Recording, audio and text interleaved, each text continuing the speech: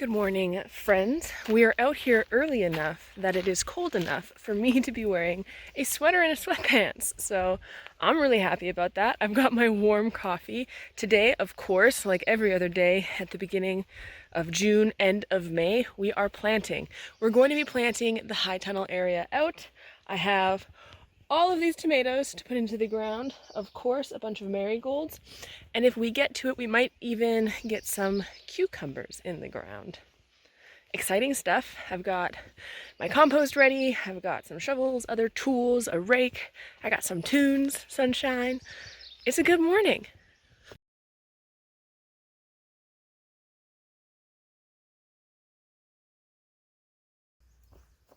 I also have socks and sandals on, so don't judge me.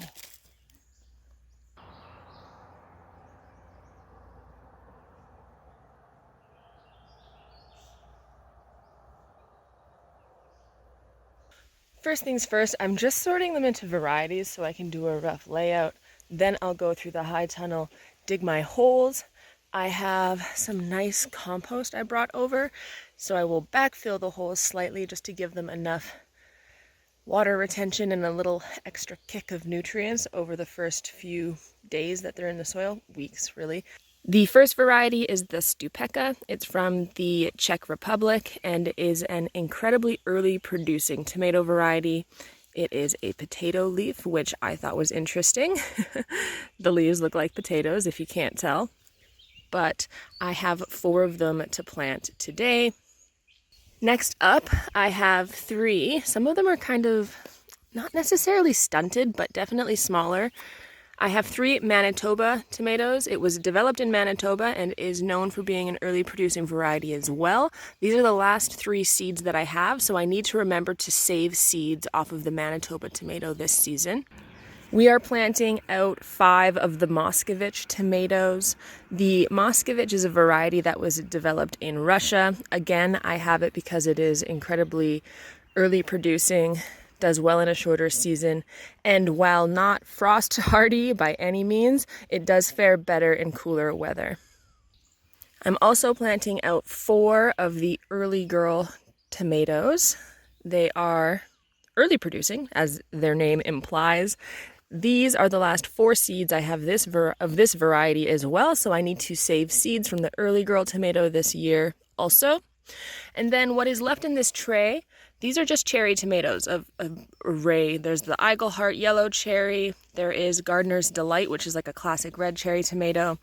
Then there are the Sunrise bumblebee tomatoes and purple bumblebee tomatoes. And this is the last glacier tomato I have. These are the indeterminate tomatoes that I have, and I planted out in the salad garden area. I have one more that I'll end up popping somewhere in one of the garden beds. And of course, marigolds galore. And we do also have some summer savory down here. I don't think that this is going to go in the high tunnel, but it was in the trays with the tomatoes, so it wound its way down here. It's getting bright. So my goal is to plant this whole side of the high tunnel with the tomato varieties that I just showed you. And then this opposite side, I'll be able to plant my cucumbers. I only have 6 or 7 cucumber plants, so whatever tomatoes don't fit on one side, I'll carry them over to this side. But I'm gonna do a bit of a layout and see position-wise what's gonna work. Yeah, where are you going? Bye! Ripley, stay! Ah! Guys, I keep trying to show you this frog. My mom is leaving. Stop it! Look at the froggy. Ah! Oh, I'm okay, Bubby. Hey, hey, watch it.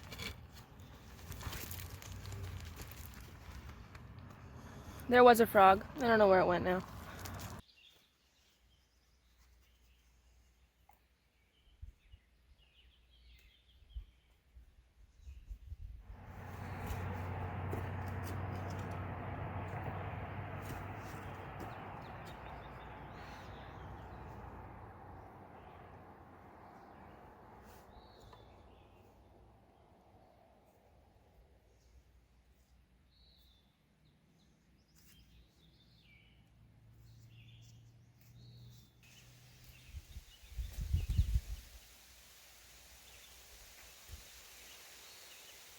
Oh, how naive of me to think that I could plant an entire high tunnel before it got hot. Outfit change. We're ready. Oh, as soon as that sun hits, instantly so hot. This morning was actually surprisingly cool, as you saw. Sweatpants and sweater cool, which is a little concerning actually, because, well, not concerning, but kind of Murphy's Law, because I planted my peppers out yesterday. You guys should have seen that video hopefully by now, or else something has gone awry. But I planted my peppers out yesterday, and of course it's like the coolest night we've had in a very long time, so that's a little on the nose nature. This side of the high tunnel is planted out with the tomatoes. Definitely forgot to backfill the holes with the compost, so I'm going to just go down the line and top dress the tomatoes with some compost, and then I need to water these in ASAP before that sun gets too much hotter. Hopefully we can avoid the worst of the transplant shock. These tomatoes have been out hardening off for a while, and I actually turned the irrigation on in the high tunnel beds yesterday in order to really soak the soil, and I'm hoping that with a good water down and the previous soaking of the soil, there's going to be enough moisture that the shock will be minimal. Of course, they're going to shock to some degree.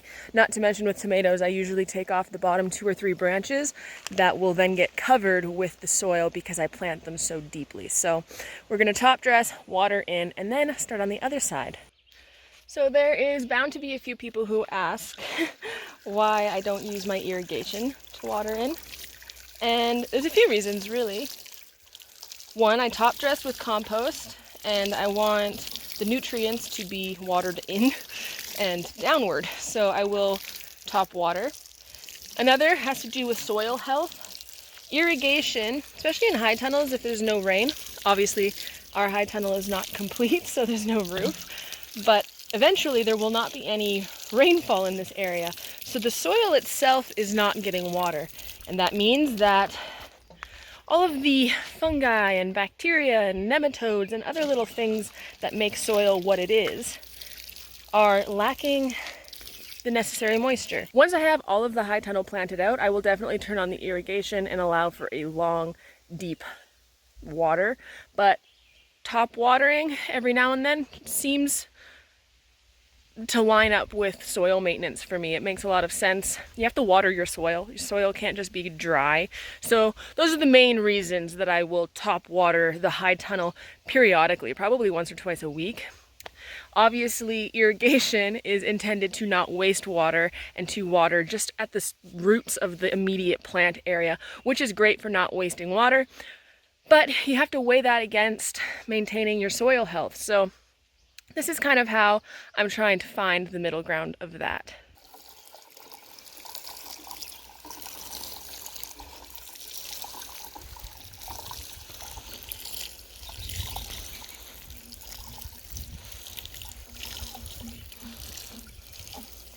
Something else that is often discussed when watering tomatoes is avoiding getting the foliage of the plant wet or trying to avoid having the soil splash back onto the plant's leaves.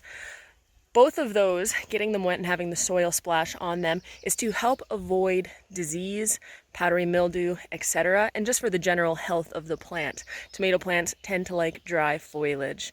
I do, as a general rule, also agree with that, but you will see when I'm watering in tomato plants, when it's the beginning of the season, I just soaked all of the foliage on those plants, and those plants will be utterly fine because I don't live in a humid area.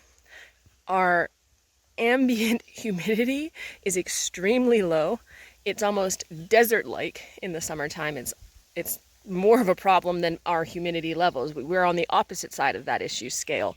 So having the foliage get wet is fine for me. That being said, if you are in a humid place, that is something you're gonna have to watch. And this is why spending time gardening in your own area, paying attention to the natural abundant flora and fauna around you will be helpful in growing your own garden. Asking neighbors what they do if they've had issues, joining local gardening groups, those things are all so beneficial because it gives you area specific information. For me, I don't have to worry about my tomato foliage getting any kind of a blight or powdery mildew. I've never had powdery mildew here, even on my squash, so I'm in the clear. There's so many better ways to carry plants. Don't ask me why. I did it this way.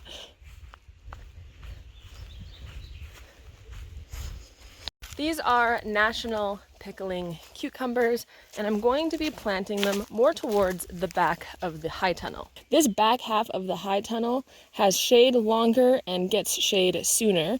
So hopefully having a little less sun allows the cucumbers to stay cool enough that they'll keep producing throughout the summer. With the rest of these cherry tomato plants, I'll be putting them at the front end of this side of the high tunnel. And I also have a Minnesota midget melon that I might pop in somewhere here as well. I have more garden space this year than I know what to do with, which is something that occurs, I think, every year because we've done nothing but build more and more gardens. This is why you don't carry plants like I was. Shoot! Oh my goodness. Poor little guy. Oh, cucumbers hate having their roots disturbed also. Okay, get it in the ground fast. Oh, that's frustrating. All right, cucumbers are in the ground. Look at this volunteer lettuce. That's amazing. We have eaten off of this 2 or 3 times actually and just added it to salads. But it's a lovely surprise when things just show up in the garden. The national pickling cucumbers have been planted. There is 6 of them. They are spaced to the nozzles in the irrigation so they can be watered easily. Hopefully, having disturbed the roots so bad on a few of these, they thrive. Fingers crossed. Definitely not how I wanted that to go. So I definitely have a gap, about 5-6 feet of space here at the front of the high tunnel. Totally fine. I am sure I will find something to plant there. Ideally, it would be something that requires trellising, but we'll see what's left in the greenhouse. I know there will be additional summer squash I have, probably some peas. We'll see. I've got my extra cherry tomatoes and a random glacier tomato. This is a determinate variety, but I figured I'd keep him with the rest of his tomato buddies, so he's here as well. Then there is the purple bumblebee, 2 sunrise bumblebees, and we've got our 6 national pickling cucumbers, miscellaneous lettuces, and down here at the end I actually planted the Minnesota midget melon. Obviously the start is super tiny, but I'm hoping it survived transplanting well. It was in a peat pot, so the roots were disturbed as little as possible. I didn't drop it and have soil go everywhere. Don't be like me.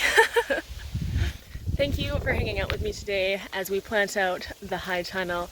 Tomatoes are in, marigolds are in, irrigation is running, and everything is looking really good. This is one of the most exciting times of the year, and I hope you all are having a fantastic spring. I will see you all back here very shortly with another video. May the force be with you. Bye-bye for now.